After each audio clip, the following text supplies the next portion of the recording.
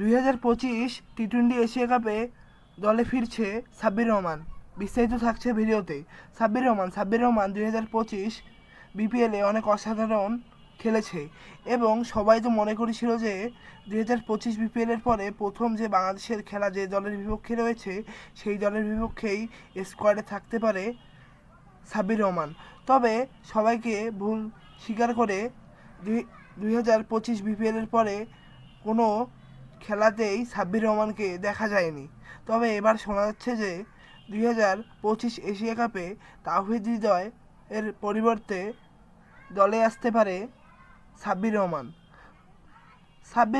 সাব্বির রহমান 2021 সালে সর্বশেষ বাংলাদেশের হয়ে টি-20 খেলেছে আরব আমিরাতের সঙ্গে।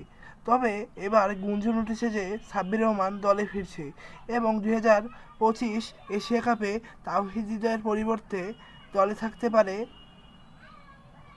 সাব্বির রহমান এবং এক্সট্রা প্লেয়ার হিসেবেও নিয়ে যেতে পারে সাব্বির রহমানকে। তবে আপনার কি মনে হচ্ছে, সাব্বির রহমান কি 2025 এশিয়া কাপ খেলবে? এই বিষয়টি বেশি বেশি করে আমাদের কমেন্ট বক্সে কমেন্ট করুন এবং ভিডিওটাতে বেশি বেশি করে লাইক করবেন। সবাইকে ধন্যবাদ। আসসালামু আলাইকুম।